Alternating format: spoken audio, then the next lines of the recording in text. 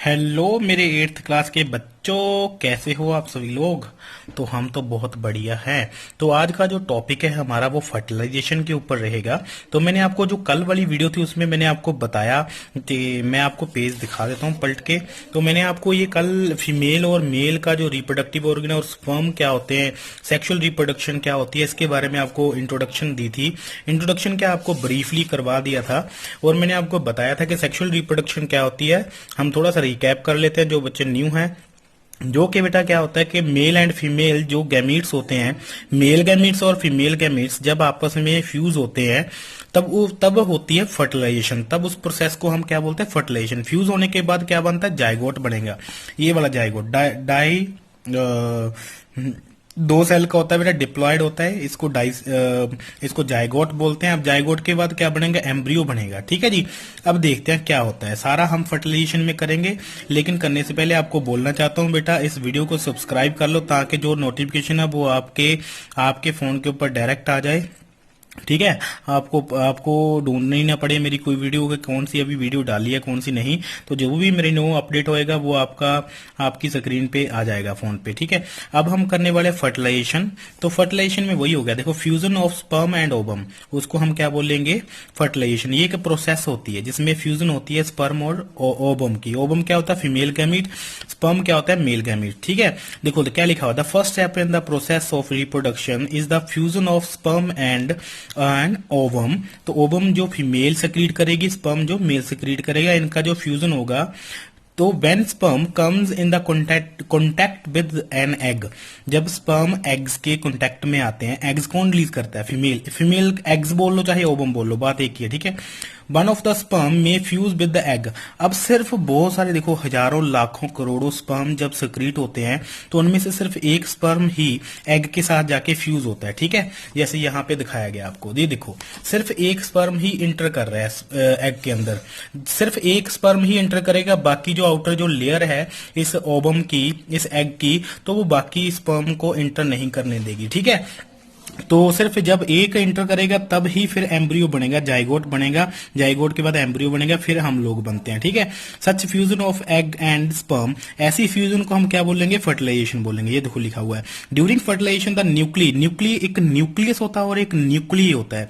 ये न्यूक्लियस जो होता है ये 2 या 3 या 4 या 5 ज्यादा न्यूक्लियस के लिए बरता जाता है। ठीक है, यहाँ पे देखो, यहाँ पे न्यूक्लियस है, सिंगल न्यूक्लियस को न्यूक्लियस बोलेंगे। अगर 2 या 3 या ज्यादा न्यूक्लियस है तब हम उनको न्यूक्लियाई बोलेंगे।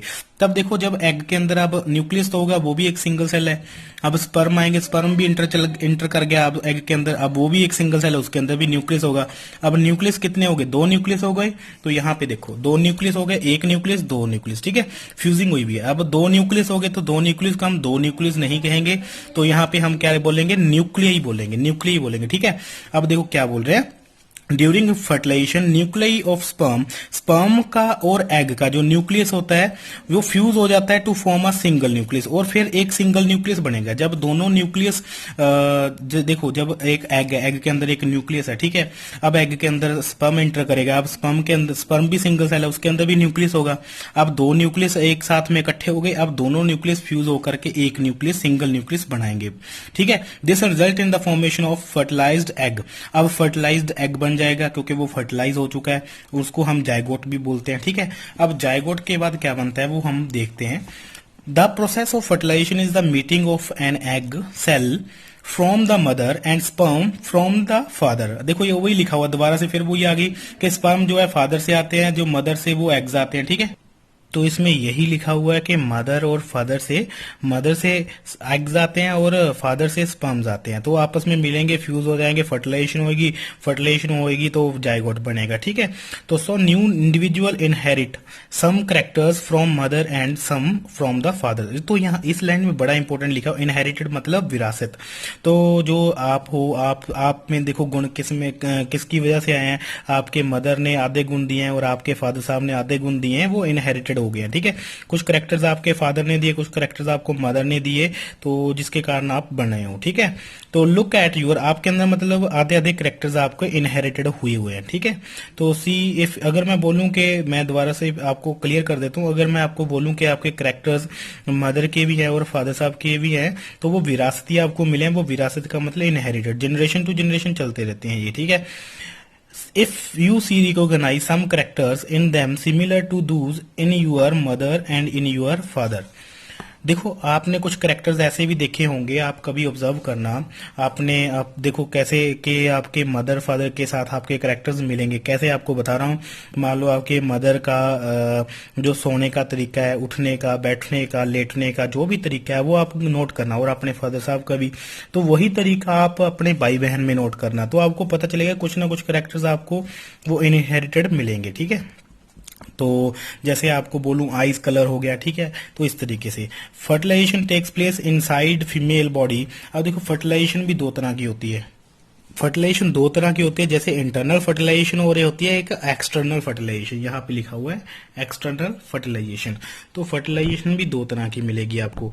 अब अगर मदर के अंदर, इनसाइड, मदर की बॉडी के इनसाइड ये सारी प्रोसेस हो रही है, स्पर्म और एग्स आपस में मिलकर के फर्टिलाइजेशन और जाइगोट बना रहे हैं, तो internal fertilisation. Internal fertilisation occur in many animals including human. देखो ह्यूमन के अंदर होती है, काऊ के अंदर होती है, डॉग्स के अंदर होती है और हैंड्स के अंदर होती है, ठीक है। तो ये जो इंटरनल फर्टिलाइजेशन है, तो जो ह्यूमंस बीइंग है वो इंटरनल फर्टिलाइजेशन शो करते हैं। एक्सटर्नल फर्टिलाइजेशन कौन करते हैं, जो फर्टिलाइजेशन बाहर हो। जैसे फिश की बात करूं, जो फिशेज होती हैं वो सारी एक्सटर्नल फर्टिलाइजेशन होती है, ठीक है। फ्रॉग की बात करूं, फ्रॉग, डड्डू, वो सारे, ठीक है।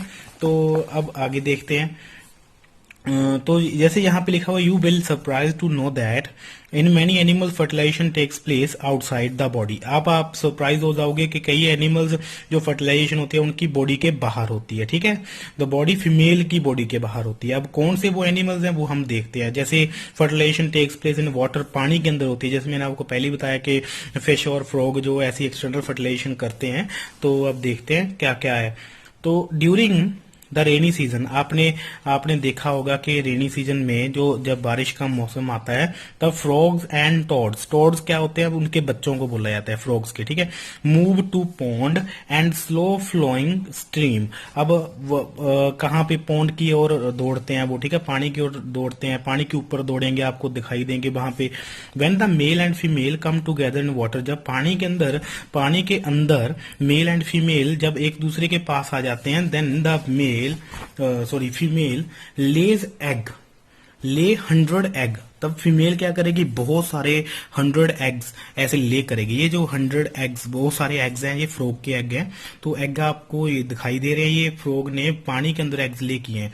तो अनलाइक हैन एग, उसकी तरह एग, देखो जो आप मुर्गी का अंडा देखते हो वैसे एग्स नहीं होते, ये जेली टाइप होते हैं, पिलपिले से होते हैं, ठीक है, आपने देखे होंगे। तो frog eggs is not covered by shell के द्वारा ये कवर्ड नहीं होते, हार्ड पार्टिकल के द्वारा जैसे आपने कुक्कड़ का एग देखा होगा वैसे अंडों की तरह ये अंडे नहीं होते, हार्ड नहीं होते, ये शेल के द्वारा कवर्ड नहीं होते, ठीक है। कंपैरेटिवली वेरी डेलिकेट, ये बहुत ज्यादा डेलिकेट होते हैं। लेयर जेली लेयर होती है। Hold the egg together and provide protection to the eggs, ये प्रोटेक्शन प्रोवाइड करते हैं, ठीक है। येली टाइप आपको लेयर दिख रही है ब्लैक के ऊपर, ये इनको प्रोटेक्शन कर रहे हैं। ये जो ब्लैक हैं ये एग्स होते हैं, ठीक है।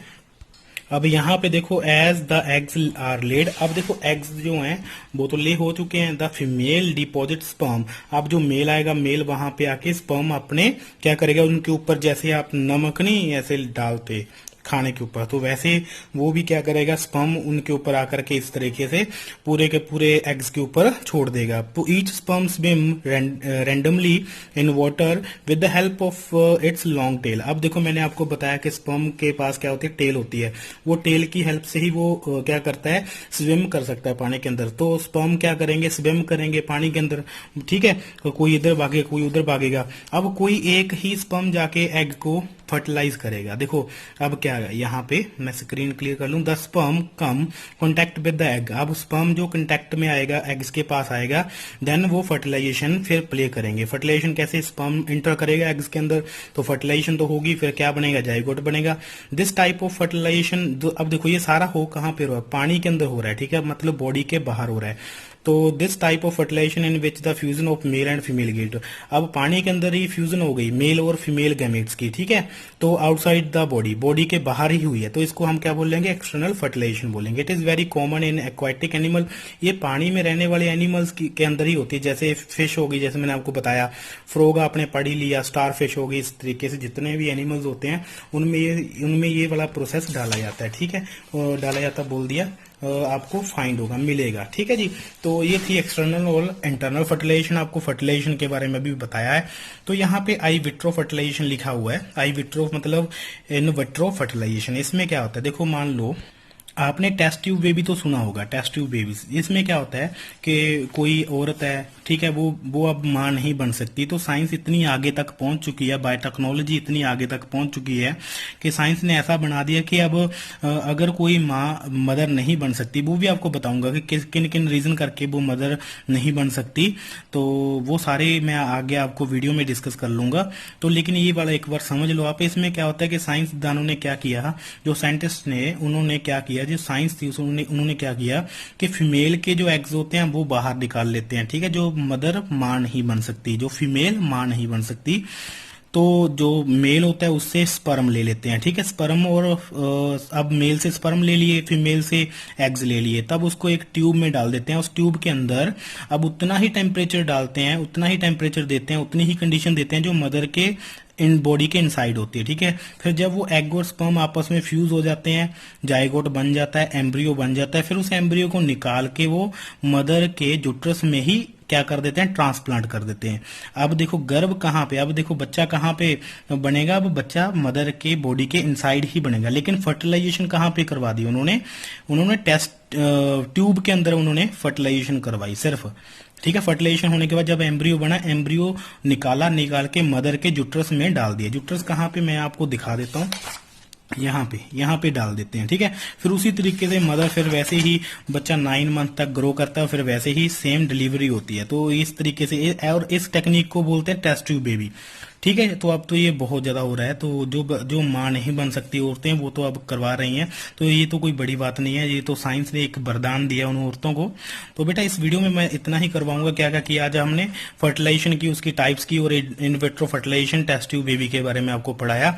तो जो बच्चे इस वीडियो को देखते हैं, अगर मजा आता है तो लास्ट में कमेंट कर दिया करो बेटा, ठीक है। कई बार कुछ टॉपिक सीरियस होते हैं तो वहां पे हम कॉमेडी नहीं कर सकते, तो इसीलिए आप लास्ट में कमेंट कर दिया करो, पता चलता है कि कौन कौन बच्चे देख रहे हैं और कैसा कैसा आपको अनुभव हो रहा है, कैसा कैसा आपको फील होता है। तो अगर अच्छा नहीं लगता तो फिर भी हम सुधारेंगे उस चीज को, फिर भी आप लिख दिया करो कमेंट, ठीक है। Thank you so much.